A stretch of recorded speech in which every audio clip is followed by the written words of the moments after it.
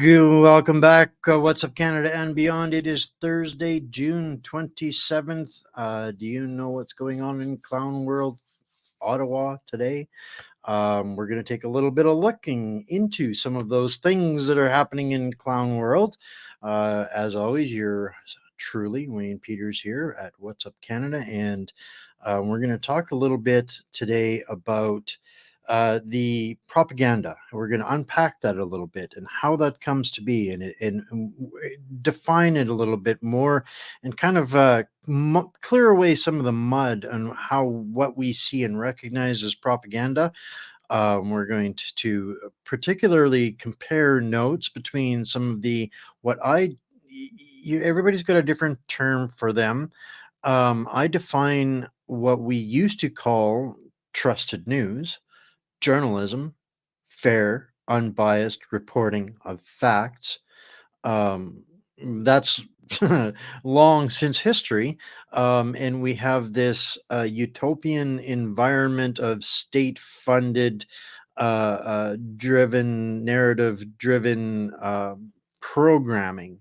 Literally taking TV programming to its core root definition. So, we're going to dig into some of that here tonight, specifically the CBC, the $2 billion boondoggle that Mr. Polyev has sworn to get rid of should he be elected. That's one thing that I do hope that he lives up to, although I don't have the greatest expectations on everything else, but that's another story. Tonight we're going to dig into the propaganda machine and the cost of it, what it looks like. It's deeper than just the legacy media. I call them mercenaries, and I'm going to show you guys a little bit of uh, what I guess I took for granted as far as for understanding what goes on and how it all works. So we're going to start with a resource sheet that was put together by what is it, Canadian Free Press, I guess, and some Canadian Shareable News folks. And I hope you guys share this out. And as always, find us on one of our alternative platforms. I'm a little bit discombobulated today. Honestly, today kind of came at me out of, everything out of the ordinary happened to me today. And I've been kind of behind the eight ball, behind the gun on everything today. So if I'm a little discombobulated, bear with me. I will get into the swing of things at some point. And yes, please, guys, don't forget we are facing some of the most heavy censorship regulation in human history here in Canada.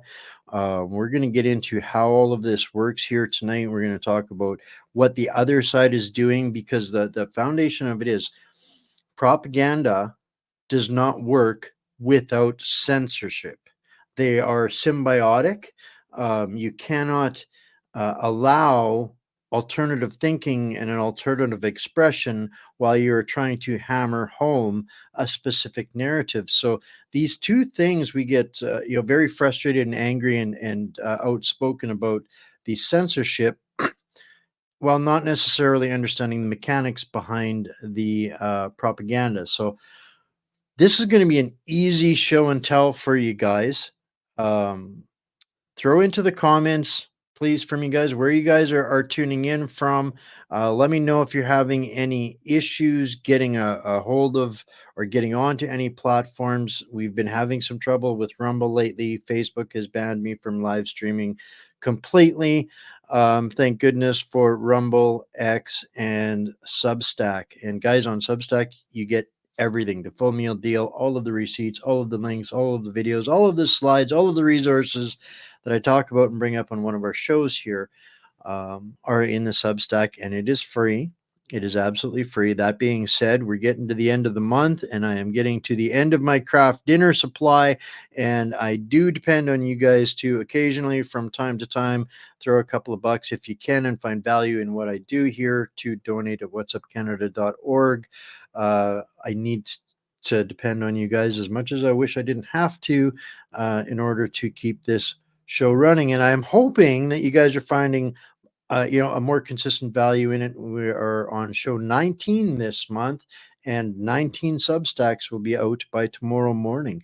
So good stuff happening there, guys. And you can choose to volunteer to pay for my Substack. I think it's $8 a month or something like that. And that would go a long ways to helping me keep going. So now to this uh, expose, shall we call it, on why their propaganda, how it works, and why it is failing, and how miserably it is failing. So, over the last couple of days, it's been much celebrated, this unexpected victory by the Conservative Party in Toronto, St. Paul.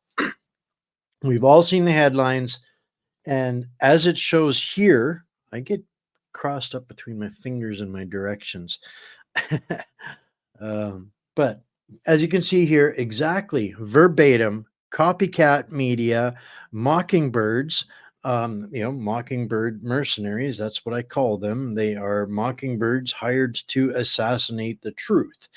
Every single one of them, from the Canadian Press News, the Star, the CBC, CTV News, Global News, CP24, National Post, the Globe and Mail. The Globe and Mail was the only mainstream outlet that is copying the story verbatim.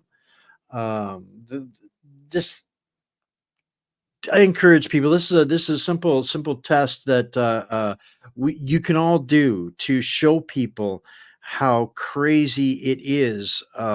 Where the entire news cycle of our nation, it like comes out of central headquarters at exactly on the clock, morning, news, and night, like a radar signal. You can all picture this, just bing, ping, ping, exactly the same thing from every mouthpiece, across every spectrum, pretty much, only slightly altered once you get into the fine print of it. But the headlines in all of these cases, from Tri-City, Toronto City, Halifax, pretty much regurgitating exactly verbatim, the same material, right? So this is what they do morning, noon, and night. And I'm gonna have, because I've got so many different types of things that I'm going to show you here, there's going to be a couple of little instances here where I have to move around, jiggle some stuff, and get to some of the other good stuff. So, and here we are. Okay. Now, CBC, starting with the CBC, Trudeau's favorite. Here's actually a PDF report style document that I managed to get a hold of from them. And this goes back to May 2024. So this is a year plus going on, right? A year plus. Um, with podcasts and influencers, the Liberals fight to win back lost ground with young voters. Liberal support has cratered among millennial and Gen Z voters in recent years. Really? So a year ago, they were announcing that they were releasing their budget last month. All of these things, they were really just uh, basically what they did in essence threw gas onto the dumpster fire that is the Liberal Party. And what are the results right now? We're going to ping pong back and forth here a little bit between some of this, so I can highlight, the cause and effect, and this will make sense in just a few minutes. But according to Atlantic News, more Canadians are living in poverty than previously thought, says a report. According to the findings, nearly 6 million additional Canadians are living in poverty than what's reflected in Statistics Canada's most recent poverty data. We're not looking at just income alone. We're looking at what people can actually afford, says Richard Matern, the director of research at Food Banks Canada. We're seeing more people who are perhaps living above the official poverty line but are still struggling to make ends meet. You don't say. Matern says the findings should push governments to expand dental and drug coverage programs that exclude some benefits based on individuals' income source. Of course, Big Brother, please, universal basic income, more programs, fix what people need instead of solving the problem, right? So the report's findings suggest 30% of Canadians aged 18 to 30 years old, 44.5% of single parent families, and 42% of renters are experiencing a poverty level standard of living. That's inarguable. The fastest growing real estate market in Canada is the tent city market. The fastest growing food distribution system, supply system, is the food banks, which are basically going broke, right? So this is, you know, uh, um showing you guys that over the last year or so, they've been attempting to engage in this dialogue with the next generation, Gen Z and Generation M, Millennial.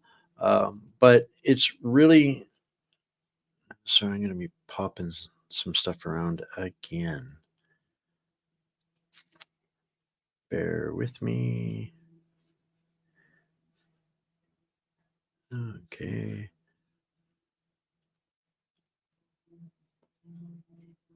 No, that's not the right one.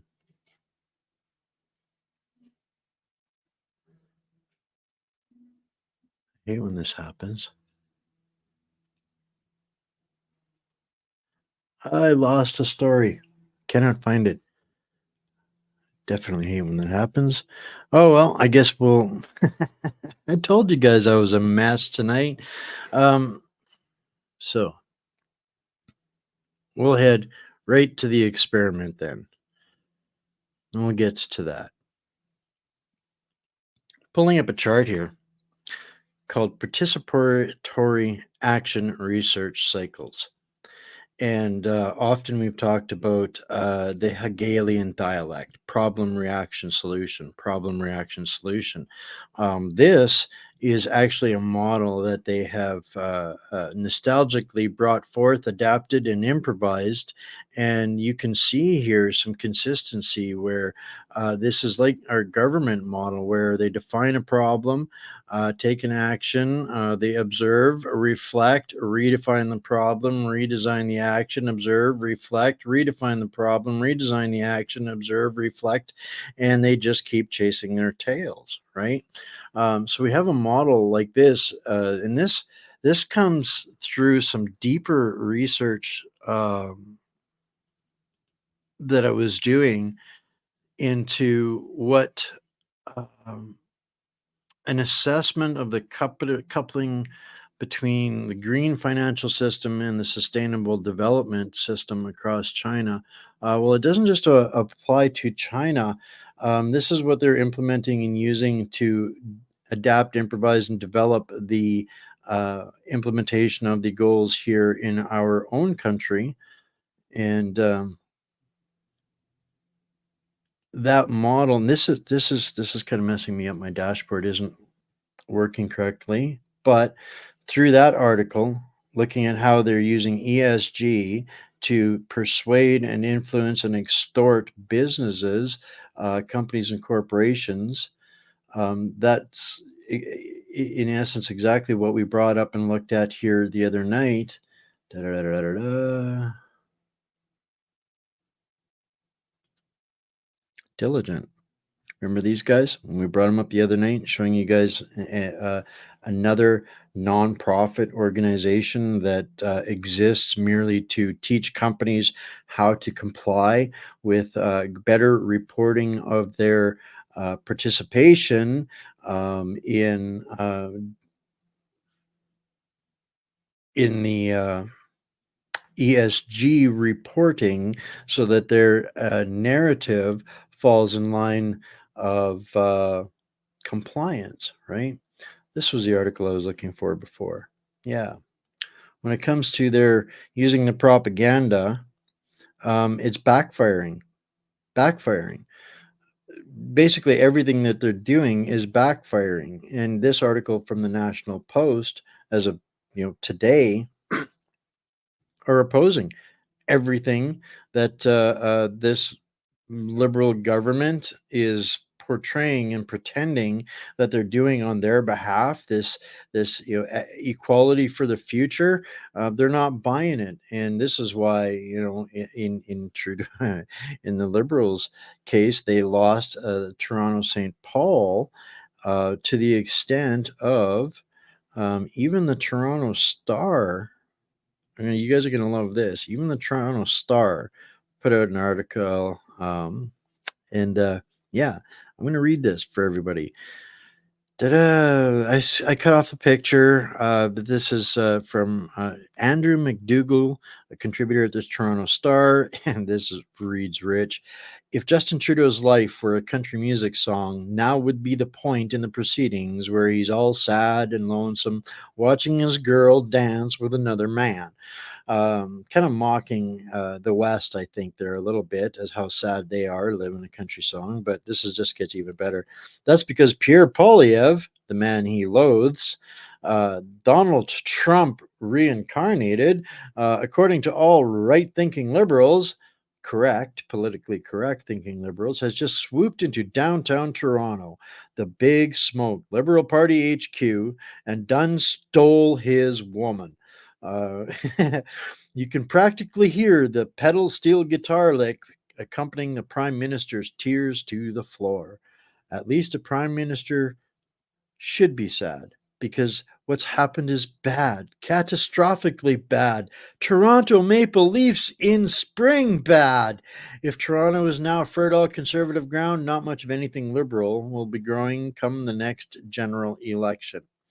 If that isn't the best article that I've seen describing the current situation of the Liberal Party of Canada right now. I don't know of a better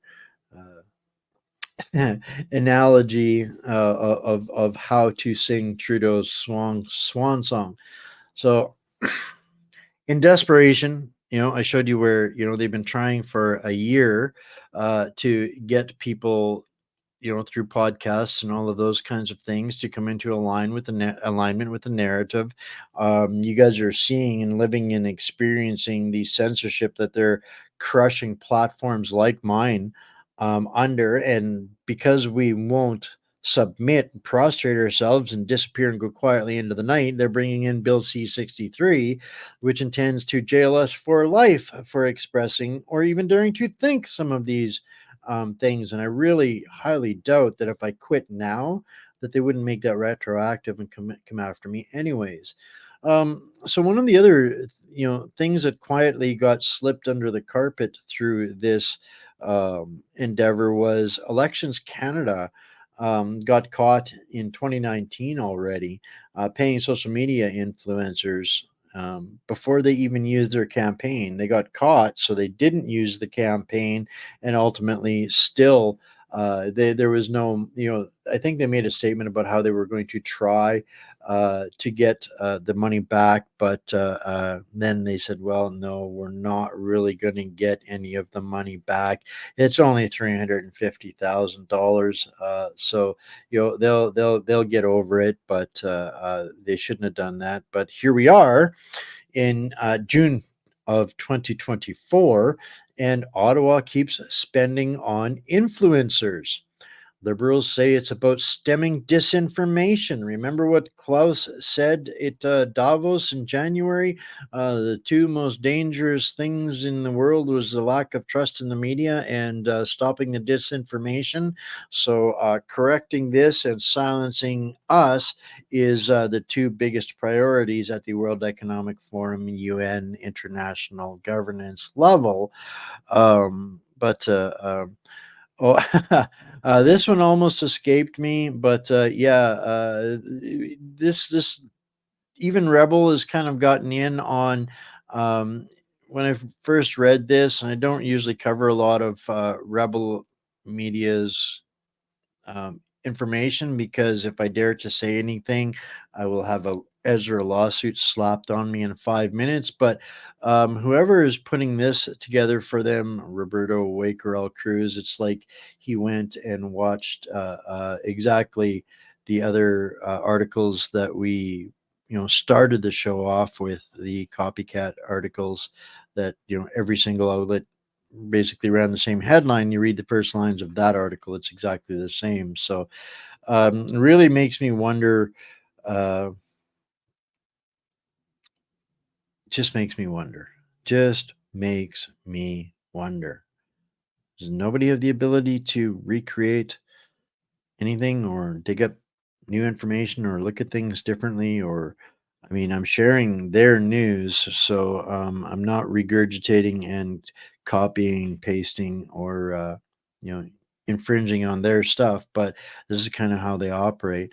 So I've got a whole bunch of resources here, guys. I didn't get the time today to take some special snippets and clippets out of them, but uh, that's kind of give you guys again more research source points. This has been ongoing since 2021. They've spent at least $1.7 million on social media influencers, right? I had to go and dig into it, so I went to Sage Journals, and I dug up white paper where they literally they take a look at and analyze political influencers on social media. This is an introductory overview. It's still 9 pages long. This was published in April of 2023. So I went to these guys and I pulled up this definition, this term. What is a political influencer? Um, so the term political influencer encompasses both those who exclusively focus on political or social issues in their social media activities, and those who temporarily or in a more limited manner promote political or social causes through their accounts. Right? In other words, whether someone is a political influencer is highly contextual and may depend on the issue at hand, discourse dynamics, or geographical or temporal context.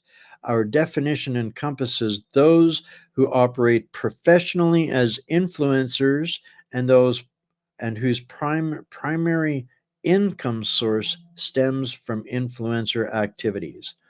Now, this is important for people to understand and distinguish, because it's not just the propaganda that we're fighting.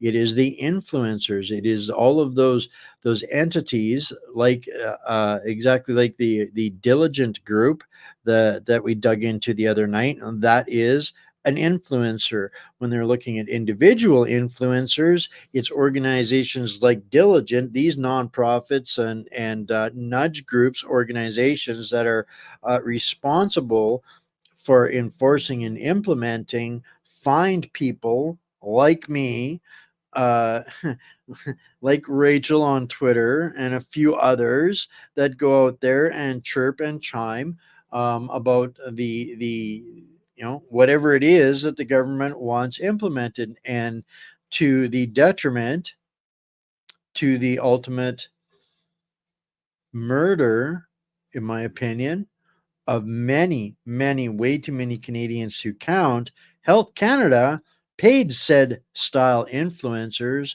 to promote government the coronavirus, the beer virus.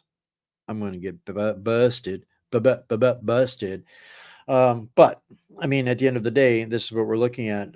So our health agencies and our political parties have not just weaponized the mainstream mercenaries, but have also engaged in, since the entire beginning of this scandemic, to use a handful of social media content creators were paid by the Department of Health to promote COVID-19 pandemic messaging. Um, this is still ongoing. $1.7 million. They're still doing this. This is, well, in this particular case, actually, he breaks it down here a little bit. um, from May, a contract beginning in May 2021, to pay influencers $682,000 of your money uh, to promote their response to that insanity. A secretive influencer campaign to push Canadians toward making informed, quote unquote, decisions concerning these things. From fitness creators, travel creators, family creators, drag queens, and more.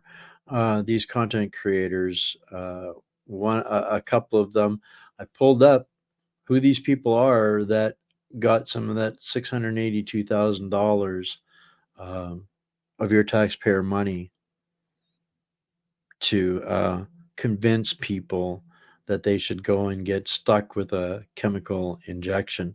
These are just a couple of the ones that made large on of your tax dollars to be witting or unwitting accomplices to the biggest assault in human history. And what did they do it for? What did those guys do it for? Well, I started looking, well, how much do they make? What do they make? So, what does $682,000 buy you? Well, generally speaking, and this is off Quora, which is a an interesting site to say the least, but they could break it down, based on, and this is basically just opinion, people in the industry, contemporaries, counterparts, um, deep research saying that if you've got 100,000 followers, an average charge is about $800 per post. Per post. So this guy and this individual got, depending on their following, I don't know what they've got. Uh, I didn't look. I just can't look to see. I'm definitely not going to follow, but I'm pretty sure that our liberal crime syndicate paid them top dollar for their expertise and services, uh, as much as it is. But and then middle influencers from $100 to $300 per post. Micro influencers, sometimes maybe they were doing it for donuts or their own front of the queue lineup. I'm not sure, but uh, this is as of June of this year, still on the Liberal Julie Dershowitz, Member of Parliament, Davenport website. Look familiar at all? This is June 13th, 2024. Um, sorry, no, that wasn't the first one. What was the first one? The first one was, oh, yeah.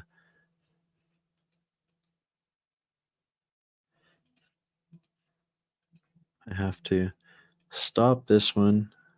Oh,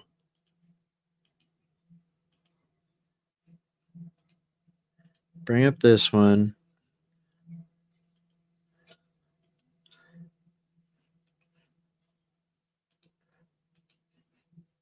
Dang it. Dang me. Dang me. I'm going to take a rope. No, nothing like that. Remember this one? May 25th, 2024. They're fighting back with for younger voters with the exactly the same headline. Why is everything so messed up on me here today? All right. We'll get there. We'll get there. Adapt, improvise, and overcome. Okay, so there are. This is actually there's some science to this stuff apparently, guys. Absolutely, the Libranos. Yeah, Trudeau did it with SNL and Hard Protect Treason of the Criminal Code. It's bullshit. How many other laws did they cancel? Uh, you know, um, Yeah, I know it's all bull, but they're continuing, and the point is not arguing whether it's real or not. We know it isn't. They're pretending like it is, and they're still coming at us with the same system: wash, rinse, repeat. And there's an actual science to it, and they have monetized this shit at the Cambridge University press level. They talk about all of this, break it all down into an industry. This is huge, and this is the point I'm trying to make by sharing these reports, these this material, is so that we can understand that right through here we are, another one, International Journal of Communications, the political relations influencers, the mobilization of social media influencers in the political arena. I'm going to read this one up for you. Maybe I'll zoom it up a little bit for everybody. But as an abstract overview, and this is what's important, we talk about propaganda. That's only one leg of this four horse beast of the apocalypse. When it comes to the war, the psychological war, the psyops that they're using against all of us. This is Big Brother. This the alphabet enforcement agencies. This is when we talk about the weaponization. This is what I'm showing you. Their weapons. This is their cleaver or their spear or their bullet, their rifles or their cannons, whatever you want to use to describe it. This is what I'm showing you, what their weapons are, their drones, this control of the mental capacity of our entire societies. This is how they do it, do it, do it, right? Social media platforms are a powerful tool to exert influence and impress opinions for commercial operators, brands, and political campaigns. Influencers can help campaigns reach specific audiences and convey support for issues and candidates. In this study, we focus on political relational influencers who operate to legitimize and amplify political messages, specifically in the context of Instagram and TikTok. That's not limited to or not including every other platform. They do it on every other platform. The reason they love Instagram and TikTok, it is much shorter packets of content for them to deal with. They can hammer through it a whole lot quicker, right? So we define this group of influencers as content creators who promote political and social causes for payments or without payments to their audiences. um, Loyalty, the hive, the cult, the programming. There's some serious allegiances there through there. These sycophants do this shit for free. For them, it's like part of an online game, right? And I've experienced this firsthand, where in a gaming environment, when they wanted to silence me on one story, they literally dropped a bounty, and I only know this because one of the people that took part in the silencing of me in that occasion actually reached out via email and apologized and explained to me how it had happened. He was in an online room of gamers with a thousand gamers, and they dropped a bounty in there and get a free tool in your game if you go and bombard my site, report it, and leave a comment, die boomer die. So I literally got thousands of die boomer die comments and reports on my page, and they shut me down for months over that. And that was done through the gaming world, right? Through the gaming influence, right? And they did this for free. There was no cash exchange, but through the use of influencers. And we've shown where the Anti Hate Network, the ARC Canada network, this is exactly how they operate. They have influencers at their disposal. I did an expose on a fella about that, and I should have pulled that up. But at the end of the day, this guy is insane, insane. But he was likely the guy that blew the whistle for the attack on my platform. So through in-depth interviews with 18 influence campaign stakeholders, that would be like the Diligent organization that we looked at. These guys, those are the ones that they're referring to. Uh, Oh, I shouldn't have done that. Now I lost my page. There we go. There we go.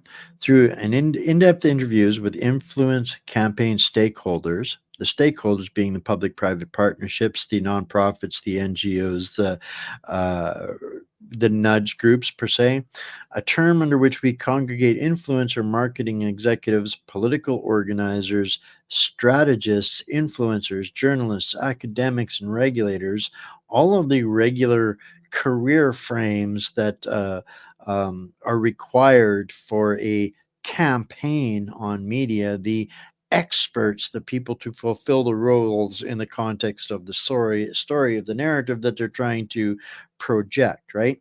We shed light on the complex and sophisticated ways influencers coordinate among each other and with political campaigns. I thought only China and India were meddling in Canadian politics. Wait a minute.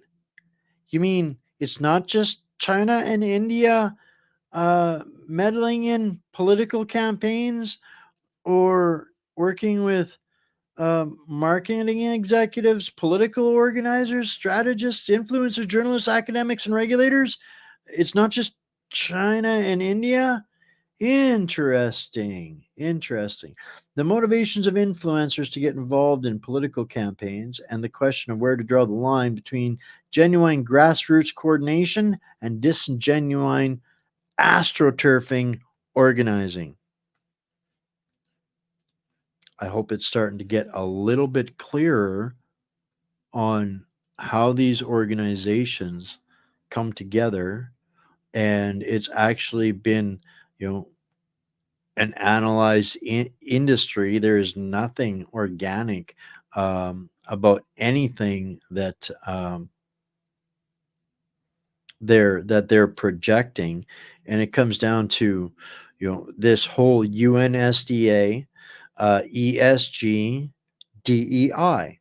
Those are the top tier of the prerequisites if you're going to be allowed to do business in the new world order. When we looked at diligent, again, I want to keep pulling this platform up because this is just one, but we need to understand the role of these companies and what they do. These are the thugs in suits that are out there uh, implementing the climate related reporting and international subsidy standards boards decrees in order to um,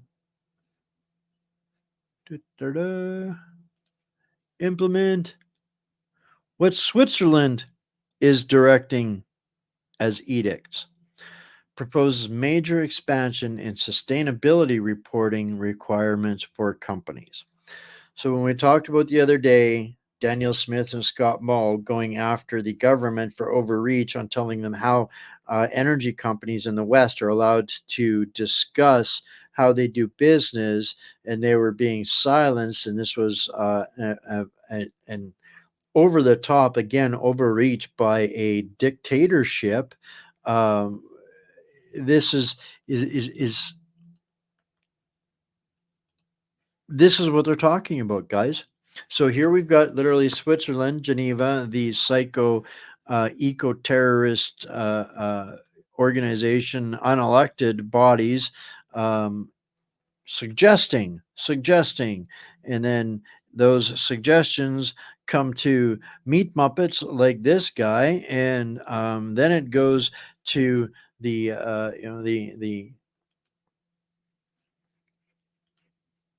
to these guys, and from there, then it goes to um, these guys, and then from there, it goes to these guys, and they mass bombard regular as clockwork this pinging of what you must believe or else, right? This is the world that they live in, is the or else world, right? And Yeah, this is the kind of step by step. If you're climbing down into the swamp of how we get to the top tier of the propaganda, which is the CBC, this is where all of the censorship um, levels come in as well. They've stratified all of the different responses, and again, it comes back to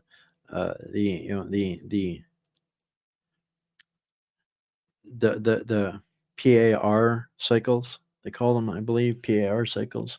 Yes, my head has been exploding with the amount of information that I've consumed to put this together for everybody. So hope is disjointed as what it has been here with all of this tonight. That there's going to be enough resources that anybody that's interested enough uh, we'll be able to make more sense of it by digging into the Substack tomorrow. I thought they said Canadian news was no longer allowed on Facebook yet, but yet all of the politicians are on there. Absolutely. And they're also on Substack, and they're also on Substack getting paid for their Substacks for views. And they're probably getting a whole lot more than, paid for their Substacks than what we are over here. So it's yeah, and then that's without taking into account, yeah, Don Jr., the programmed AI bots running around now. So and that's in essence, I want people to understand the magnitude of what we're up against, and this is the plague of all of the media platforms that are out there. You're going to run into all of these creatures and critters on all of the platforms. That's where they live. Where the news doesn't reach, the politician doesn't reach. Well, that's where they bring in, the other swamp creatures um, to do the to get make sure that the message gets everywhere, even where they won't go. All right. So that was yeah, a knee deep walk through the swamp. I didn't get drag you guys right to the bottom, but uh, showed you guys kind of where the footings of the dock are, or one of the docks are, I guess, per se, and people can dig into um, more of that, but understanding what we're really up against, and like your kids, this is where your kids are getting it from. And at the end of the day, when our kids are completely surrounded by screens, who do we have to blame for what they consume and believe, right? So it's kind of disturbing. So I've got a couple of completely left field seeds to plant for discussion for another day. We're getting kind of down here last 15 minutes, so I'll bring up a couple of these little things and make some points. uh, yeah, apologize for those that I maybe got their hopes up about having some fun together in restreaming the Biden Trump debate. Not going to happen. Maybe we'll at a somewhere down the road we'll get some clips that we can use. But this is about picking my fights, and that isn't really my fight, and I'm not really willing to lose any more platforms, right, wrong, or otherwise, because I wanted to say F you to CNN and stream their pathetic attempt to control the narrative. I think everybody's going to have it figured out, anyways, but um, we've got some other more pressing, disturbing stories to dig into that I think maybe flying under the radar, not getting noticed, or getting the attention that they probably should be getting, given the light of some of the other disturbing events happening around Canada. So, guys, we've got this global body reviewing allegations of discrimination by Canadian Human Rights Commission. Um, this is from Reuters. This has made its way into global news as well. So this is turning into something, and we've watched for the last couple of years our government commit atrocity after atrocity, from seizing people's bank accounts to right up to horses trampling seniors on the streets. We've seen our government, our quote unquote elected officials, um, destroying any credibility as far as for you know, respecting human rights or rights of any kind. Our government has no respect for any kind of rights whatsoever, and prove me wrong on that, but unless you're one of their special pets, your rights don't matter. You don't have rights in Canada, you have privileges. That's an important distinction between any other sovereign country and the de facto nation of Canada. We do not have rights, we have privileges. As a privilege, they will grant us the right to speak, in certain occasions and at certain times. That's kind of the word salad of Canada has gone back for a long, long time, but we've got Canada's human rights credentials up for review by a global body after a complaint. The interesting part of this complaint was that it's after a review, after a coalition of human rights organizers submitted a complaint about anti Black discrimination within the Human Rights Commission. That's what this is about. Um, and then they're initiating a special review. The interesting part of what happens with a review like this is that I think I had it squeezed off here. If the According to the website, the commission was granted A status first in 1999, again 2006, 2011, 2016, and 2023. Now, if with this filing they downgrade from A to a B status, the Commission would no longer have independent participation rights at the UN Human Rights Council, which means Canada would be so far down the dictatorship list that we would not be allowed at the table to speak at the UN Human Rights Council. Do you remember who's running the UN Human Rights Council? I think maybe we'll save that for another discussion. Part of the challenge. Who, what nation, what nation is represented as the head of the UN uh, Human Rights Council? I think you guys will be appalled at who is sitting at that table telling us in Canada we don't have the right to be at the Human Rights Council and have a voice because we are abusing certain individuals and demographics, right? Uh, Sorry, that was over here on this Reuters post where I was reading from, guys. My apologies. So yeah, if the alliance downgrades from Canada to a B status, the commission would no longer have rights, have independent participation rights at the UN Human Rights Council. Let that sink in, please. No, actually, it's not. It's not China. It's not Iran. And 100%, the UN is the most criminal organization on the planet. And you go back a couple of weeks where I introduced people to the OIC and their involvement with the United Nations. That tells you that would tell you a lot about where the direction of Canada is actually headed, right?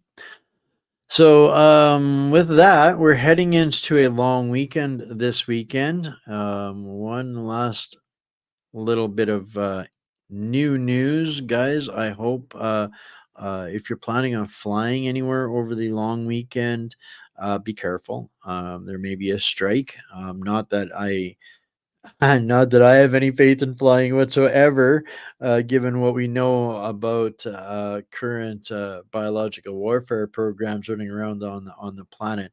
I believe it's Nigeria, guys, that is ahead of the human rights, one of these third world African countries. It totally escapes my brain at the moment. Rough day, like I was saying. But yeah, I just wanted to give everybody a heads up. Double check your flights. Make sure you've got a backup plan if anything should happen. And an interesting to cap the night off with something fun, a little bit more uplifting, and empowering. More tools, guys. Always giving you trying to find things that I can give you guys that help you get better in this fight, and we're winning, right? So obviously, even though we're only reaching a small minority of the people we're usually able to reach, it's still making an impact. And here's some friends of mine over at Canadian Shareable News on Substack. It's the only place that they publish is on Substack. They're working in conjunction with some European outlets, and they've been, they're very good at aggregating and pulling together, you know, all kinds of relevant information, and they've got some great resources on their Substack. So I want to give them a really huge shout out. I had a good meeting with them today, and there's going to be more cooperation towards mutual benefits and ends to for sorting the news, setting a better standard out there. But oh shoot, I forgot to. You're not even seeing this again. Yeah, 15 questions. Here's, guys, media ethics are being talked about in Germany, and some of the information that is in the Overton window in Germany, questioning the tactics and methodology and the dangers of these mockingbird mercenaries and their influencers and all of those things. There's some great information that is coming out in the public space over there.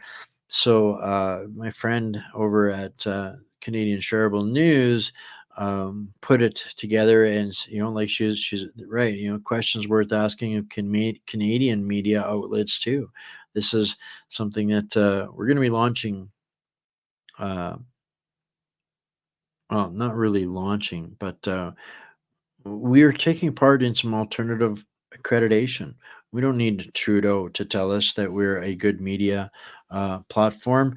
This is just 15 different questions that you get that will help you cipher through whether other news and journalist platforms are they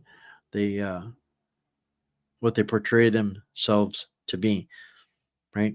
And part of that is, this is why I'm so consistent on telling people, we finally got a way where we can actually deliver news in a proper, ethical, fair, and biased standard. In having discussions with people about what we're building between What's Up Canada, LGM, Substack, and a partnership with another organization we'll be announcing, and hopefully in the next couple of weeks, is a demand for new ethical journalism. You guys will see it on some of my stuff. I've been accredited and by a new association, and this is what we're going to do. There's going to be a new standard coming, folks. It's not to take away from anybody else out there. We fight for free speech, for everybody to have the right to free speech, um, good, bad, or otherwise. Not everybody likes me. That's okay. I should still have the right to speak. And if I speak the truth, provide the receipts, that is the point of doing what I do, and building a trust that should set this platform apart from some of the noise. Um, there's all kinds of soap operas out there. You can fill your screen 24 hours a day with soap operas. Um, I don't think this helps anybody at the end of the day. There's plenty of distraction. There's plenty of smoke. Um, yeah, lots out there. Um, and it doesn't have to be offensive. It doesn't have to be toxic. Like some people that know a lot but they're toxic.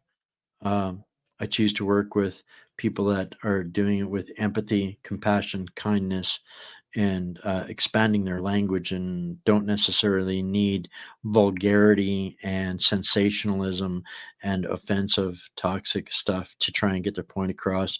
I'm not about shock value. I am not Howard Stern. So you're going to get fair, balanced journalism to the best of the available information that I have every single day, 5 days a week, Monday to Friday, 6 p.m. Central. This is what it's going to be. 20 shows a month, 20 Substacks with all of the receipts per month. Yeah, that's a new standard that we're going to be living up to here at What's Up Canada over the coming days, and I hope that you find enough value in that to maybe consider, finding a way to help us stay free for everybody through. You can always buy us a coffee. You can find a link to that on our website. Links to all of this are in the show notes every single day. And on that note, I'm going to let you all go and go entertain yourselves with the Biden and Trump event coming up right shortly. I hope you guys have your entertaining beverages of choice. And yeah, tomorrow night, oh yeah, last but not least, as always, every Friday, Bankers, Bandits, Bullion, and Bucks with Bryce. We had to share him last week, but as far as I am aware, we'll be able to have a jam-packed show for everybody tomorrow night. And until then, I love you all. Stay Canadian, stay mighty, my fellow patriots and hostages, and we will see you tomorrow.